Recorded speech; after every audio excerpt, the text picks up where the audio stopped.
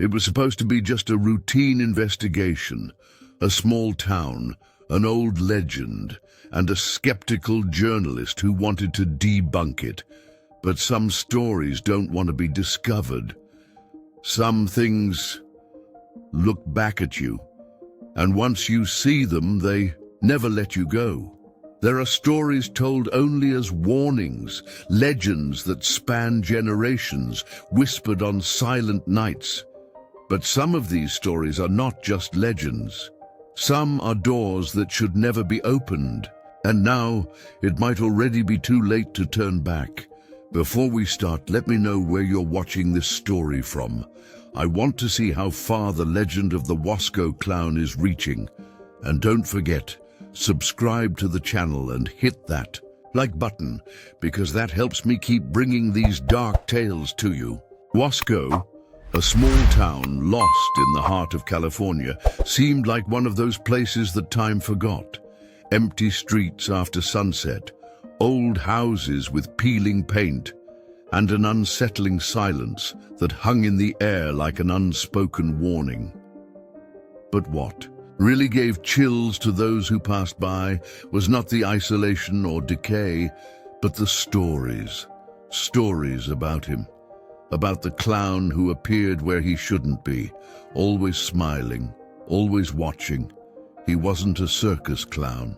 There was no shine or joy in him. He was a tall figure with sunken eyes and a smile so wide it seemed to cut across his face.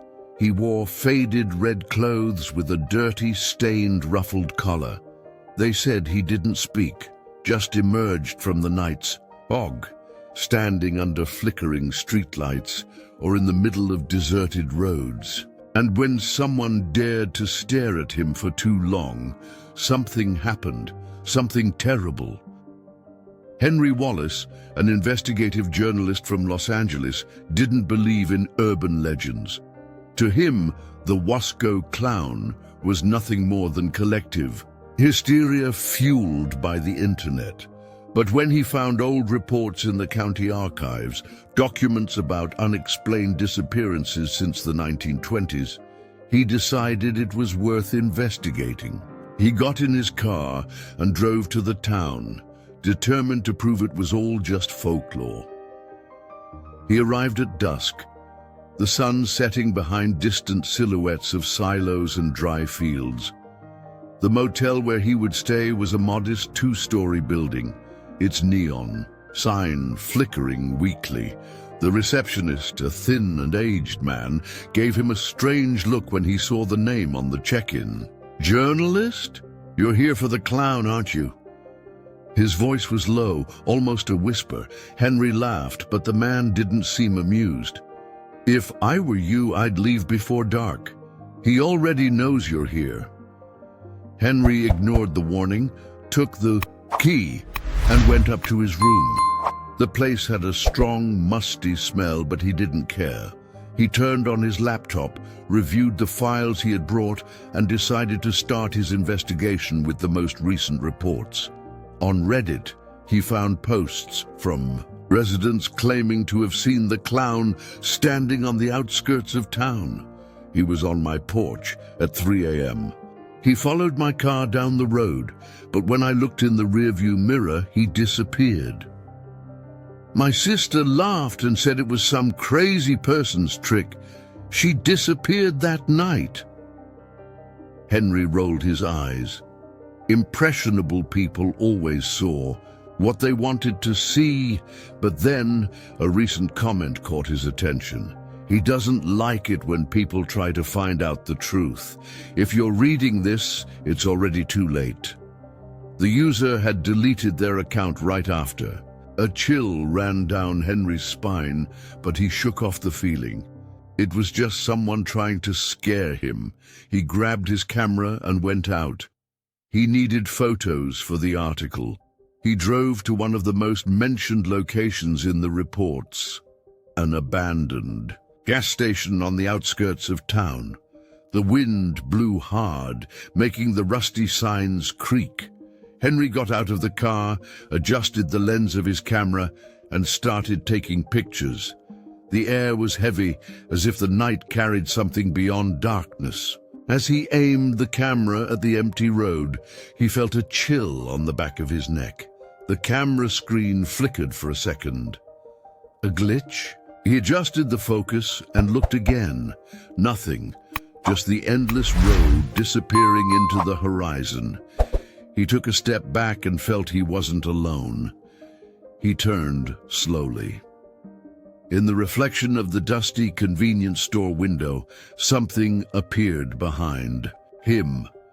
A red and white blur. A smile too wide to be human. Henry's heart raced. He turned around quickly, ready to confront whoever was trying to scare him. But there was nothing there, just the silence, deep and suffocating. The wind stopped. Time seemed to freeze for a moment. Then a low, dragging laugh echoed through the darkness. Not human, not natural. The sound came from everywhere and nowhere at the same time. Henry tried to run to the car, but when he looked up at the rearview mirror, the clown was in the back seat, smiling at him. Henry froze. His brain refused to accept what he was seeing. The clown was there in the back seat of the car, with that wide smile almost tearing his face. His eyes were empty spheres, two deep shadows that sucked in the little light of the night. His survival instinct screamed inside him, but his body took a second too long to react. When he finally managed to move, Henry pulled the handle and threw himself out of the car, falling to his knees on the cold asphalt. His chest heaved and his mind raced in panic. But when he looked back inside the vehicle, the seat was empty, no sign of the clown. The laughter returned, echoing around him, coming from all directions, a choked, distorted sound, as if something was trying to imitate a human being. Henry stumbled backward, his heart racing. He grabbed his cell phone and turned on the flashlight, sweeping the area with the trembling beam of light. Nothing but the deserted road and the absolute darkness beyond it. "I'm going crazy," he tried to convince himself. He picked up the camera, opened the viewfinder and reviewed the photos. The first ones were normal, showing the abandoned gas station and the road. But as he scrolled through the images, one of them made him catch his breath. In the photo he had taken of the road, a figure stood in the background. The clown, distant, blurred, but unmistakable. He didn't remember seeing him there when he took the picture. His stomach churned. This couldn't be real. Henry ran to the car, locked the doors, and started the engine. His hands shook as he gripped the steering wheel. He accelerated, leaving the gas station behind, his eyes scanning the rear view mirror every second. The road seemed darker than before, as if the night itself was swallowing the town. Upon arriving at the motel, he parked in a hurry and went up to his room. He locked the door and leaned his forehead against it, trying to catch his breath. He needed to think. He needed to understand what was happening. He grabbed his laptop and started searching again, now with his heart in his throat. He found an old article dated 1923. Children disappear during Wasco'S festival. The text spoke of a clown who performed at town events out of nowhere, without being hired by anyone. The children loved his show until they started to vanish. Another newspaper, this time from 1956. Entire family vanishes after reporting appearance of mysterious clown. The bodies were never found. The most disturbing detail, a message written on the wall of the house. He smiles in the dark. Henry felt a cold chill run up his spine. The story repeated itself over the decades. The Wasco clown was not just an urban legend.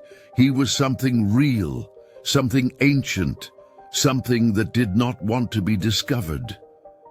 The laughter returned, but this time it came from inside the room. Low, raspy, almost childlike. Henry turned slowly, the cell phone flashlight trembling in his hand. In the mirror on the wall, the reflection was not his own. It was his, the clown. The smile widened, even more, revealing rows of sharp teeth. And then, without moving his lips, he whispered in Henry's mind, "Now you see me." Henry stumbled backward, knocking over the chair. The impact of his body hitting the floor was real, painful, but what he saw in the mirror was impossible. The clown was there, standing inside the glass, staring at him. The smile twisted, as if something behind that face was struggling to get out. The reflection was not a mere reflection. It moved independently, tilting its head to the side while Henry remained still. Then, with a sharp snap, the clown raised a hand, and Henry felt something cold sliding across his own skin, as if invisible fingers were touching him. Instinct took over. He grabbed the lamp from the nightstand and hurled it at the mirror. The glass shattered into 1,000 pieces, scattering across the floor like a sea of shining blades. But the room did not fall silent. The laughter still echoed, coming from every corner. Henry grabbed his cell phone, panting. He needed to get out of there. He needed to leave Wasco before that thing did whatever it was planning. But when he looked at the phone screen, an icy chill ran down his spine. The screen's reflection showed something behind him.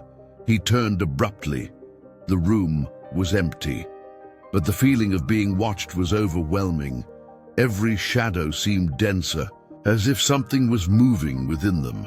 The air was charged, almost electric. And then something changed. Henry looked at his own hand and saw a mark. 3 small parallel cuts like claw marks that weren't there before. Blood trickled slowly, staining his palm red. He didn't remember getting hurt. Panic threatened to overwhelm him, but he needed answers. He opened his laptop again, this time digging deeper. He found an obscure forum where an anonymous user talked about those who were marked. If he touched you, then he's already inside. You can't run. He doesn't follow your body. He follows your mind. Henry felt a knot form in his stomach. That was it. It didn't matter where he ran. The clown wasn't just nearby. He was inside. The mark was the door. And now, something whispered in the back of his mind, a low, insistent hum, like a stifled laugh. He grabbed the car key and ran out of the room. The motel corridor seemed longer than before, as if the perspective was wrong. The dirty carpet creaked under his feet, and the lights flickered irregularly. When he reached the lobby, the receptionist was no longer there. Outside, Wasco was quieter than ever. No cars passing, no breeze moving the trees, just an oppressive emptiness. Henry got into the car, turned the key, and hit the accelerator. He didn't know where he was going, only that he needed to get out of there. But when he looked in the rearview mirror, his blood ran cold. The back seat was empty, but the reflection showed something different. The clown was there, clinging to his back, whispering something in his ear. Now let me know in the comments, what do you think of the story so far? Do you believe in these legends, or do you think it's all just collective paranoia? I read everything, and I want to know your opinion. Henry's heart nearly stopped. His hands clenched the steering wheel, his wide eyes fixed on the rearview mirror. The clown was there, its deformed mouth moving in a silent whisper. But there was no sound. Only the icy sensation of something brushing against the back of his neck. Henry turned his face on impulse, expecting to see the worst. But the back seat was empty. Nothing. just his own heavy breathing and the distant hum of the motel lamps. Fear burned in his chest like an invisible dagger. He didn't know what was worse, seeing the thing or knowing it was there even without seeing it. He shifted gears and slammed the accelerator.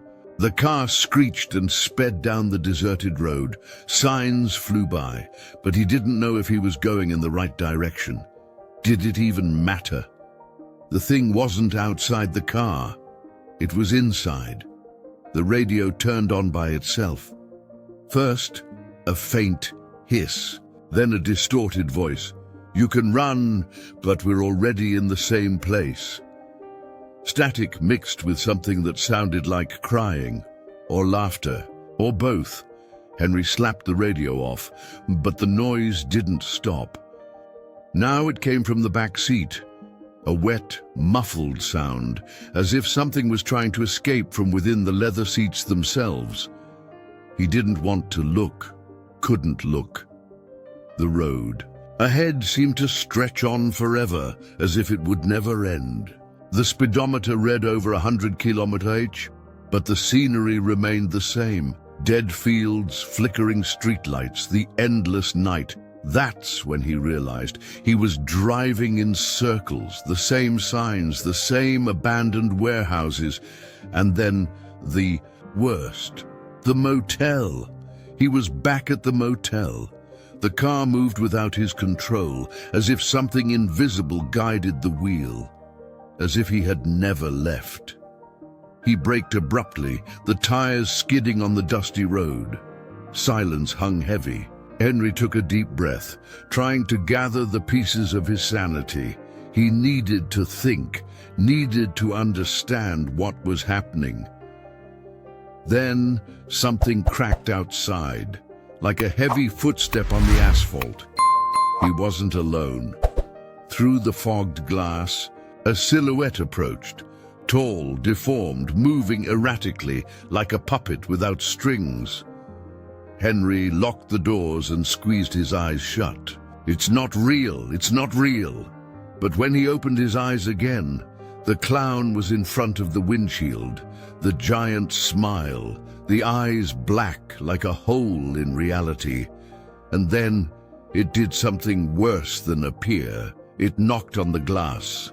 A firm, casual knock, like someone asking to come in. Tum, tum, tum. Each sound reverberated in Henry's head, like a bell of doom. Panic choked him, his body refusing to move. And then the clown tilted its head and whispered, but this time Henry heard. Low, drawn out, like an ancient secret, "I'm already here." The voice didn't come from outside. It came from inside Henry's head. Henry screamed. Not a scream of ordinary fear, but a primal, desperate sound of someone feeling their mind shatter. He threw himself against the seat, trying to get away from the clown on the other side of the glass. But there was nowhere to. Run! The sound of the knock echoed inside his head, growing louder with each second. Tum! Tum! Tum! The vibrations coursed through his body like shockwaves. The clown did not retreat, only smiled wider, its teeth seeming to grow, sharpening into blades ready to tear. Henry covered his ears, trying to block out that sound, that stifled laughter that wouldn't stop echoing. But it was no use. The noise came from within him, as if his own mind had been hijacked. Suddenly everything stopped. Silence fell like a heavy curtain. Henry opened his eyes slowly. The clown had disappeared. The car window was intact. The dark road seemed emptier than ever. Had it been a delusion? With trembling hands, he started the car again and accelerated. The motel, the repetitive road, the feeling of being trapped. In a loop, it all seemed like a nightmare he needed to wake up from. If he left the town, maybe it would all stop. But then a sharp pain shot through his head, an unbearable burning behind his eyes. He screamed, bringing one hand to his forehead while the other tried to keep control of the wheel. something inside him twisted, as if his own mind was being crushed, and then he saw, but not with his eyes, with something deeper, more ancient, as if his consciousness had been forced to open a door that should never be opened. The world around him flickered. One moment he was on the road, the next he was somewhere else, a non-place where everything was wrong. Colors made no sense. Shadows moved without a light source. On the horizon, twisted towers reached for a sky too dark, where eyeless faces whispered in a forgotten language. And at the center of it all, him, the clown, but not a mere man in costume. This was something more, something that never had a human name. Its presence was overwhelming, a void that devoured everything around it. Henry tried to scream, but his voice wouldn't come out. He was trapped, suspended in a sea of liquid darkness. The clown approached, its empty eyes consuming him. You opened the door. The voice reverberated inside his head like distant thunder. The clown's smile stretched until its head split in two, revealing a spiral of mouths and eyes within eyes. Now, you belong to me. Its shadow stretched out, touching Henry. And then the world crumbled. Henry fell, but there was no ground. He plummeted through an endless void, a tunnel of shadows and whispers, where disembodied voices screamed his name. The non-existent wind tore at his skin, pulling his consciousness in directions he couldn't comprehend. The clown was everywhere. Its distorted face appeared on the walls of the abyss, in the eyes of the shadows that crawled around him, in the very darkness that swallowed him. You are no longer yourself. The voice came from within him now, mixed with his thoughts, like a parasite feeding on his mind. Henry tried to remember who he was, tried to cling to reality, to the road, to the motel, to the reason he had come, to Wasco. But the memories slipped away like sand through his fingers. He was unraveling, becoming something different. Then the impact. A violent jolt, a brutal shock that made his vision explode into white. The sound of something breaking, not bones, but something deeper. His identity. Henry opened his eyes and realized he was back in the car. But something was wrong. The road was not the same. The trees were twisted, as if they had been uprooted and replanted upside down. The sky was a pulsating black sea where mouths whispered without moving their lips. He looked into the rearview mirror, hesitant, afraid of what he might see. And there he was, not the clown, but himself, his own reflection, only smiling, a smile too wide, cutting across his face in an impossible way. Henry brought his hand to his own face, feeling the cold skin, but the reflection did not mimic him. It continued smiling, its eyes deep, empty, and then it spoke. Now you understand. Henry's body shook. His own reflection was speaking to him. This wasn't real. He needed to get out of there. He needed to escape. But when he tried to move, he realized something was holding his wrists, invisible, icy hands, pinning him to the car seat. The radio turned on by itself again. The static formed words, whispered by dozens of voices at once. The show never ends. Henry, then a familiar laugh. The clown's laugh. Terror gripped him. He yanked his arms hard, trying to free himself. He couldn't stay there. He couldn't let this happen. But his image in the rearview mirror continued smiling and began to move on its own. Henry's reflection tilted its head slowly, watching him. Then its skin began to tear apart, revealing something dark underneath, something twisted, impossible. The smile widened even more. "I am you now," Henry screamed, but the sound that came out of his mouth was no longer his own. Now tell me in the comments, what do you think of the story so far? Do you believe in these things, or do you think it's all just a coincidence? I want to know your opinion. Henry's scream echoed, but it no longer sounded human.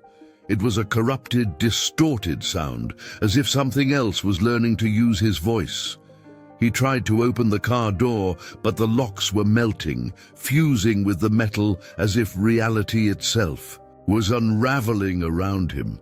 The reflection in the rearview mirror continued smiling, not just smiling, laughing. A silent laugh, only lips moving in a frenzied, insane pantomime. Then, without warning, it winked at Henry. It was a small gesture, but devastating. That was no longer a reflection. It was something alive. The invisible hands tightened around his wrists, digging into his skin. The smile in the mirror grew until the cheeks of the reflection tore open, exposing teeth too sharp, too white. "It's time to laugh, Henry." He felt something crawl inside his head, like claws scratching at his consciousness, tearing at his memories, his identity. Images of his life flickered in his mind, his childhood, his first report, his home in Los Angeles, but they were all wrong. The versions he saw had the clown in them. He was in every memory, in the background of school photos, sitting next to his parents at the dinner table, standing on the corner as Henry learned to ride a bike. He had always been there. He had always been part of his life. "You never existed without me," the voice whispered inside him. "You are just another face for me to wear." Henry tried to resist, tried to remember who he was, but his memories blended, unraveled, transformed. He no longer knew which face was his own. The radio turned on again, but this time it played a dissonant, dragged-out circus tune, as if played by a broken toy. On the car window, letters began to form, as if invisible fingers were writing in the condensation. The show must go on. The pain in his head intensified. He could feel something separating inside him, as if his soul was being unraveled. His eyes burned, his fingers trembled, and then the world blinked. Suddenly, everything was normal. He was stopped on the road in the middle of the night, the car still running, the motel in the distance, the clear sky, the city lights flickering far away. Had he escaped? Henry took a deep breath, feeling relief wash over him. He grabbed his cell phone and opened the camera just to check his own face. He needed to see himself, confirm that he was still him. But when the screen lit up, he saw. His reflection smiled, not a smile of relief, not a normal smile. It was too wide, cutting across his face from side to side. His own reflection did not blink. And then, before he could scream, Henry laughed. Softly at first, then louder, because now inside his mind he knew the truth. He was no longer Henry. He was just the new face of the Wasco clown. So, what did you think of this ending? Was the Wasco clown just a delusion, or is he still out there waiting for his next victim? Let me know in the comments what you thought of the story and if you've heard of any similar legends. And of course, subscribe to the channel and hit the bell to not miss out on the next stories. See you in the next nightmare.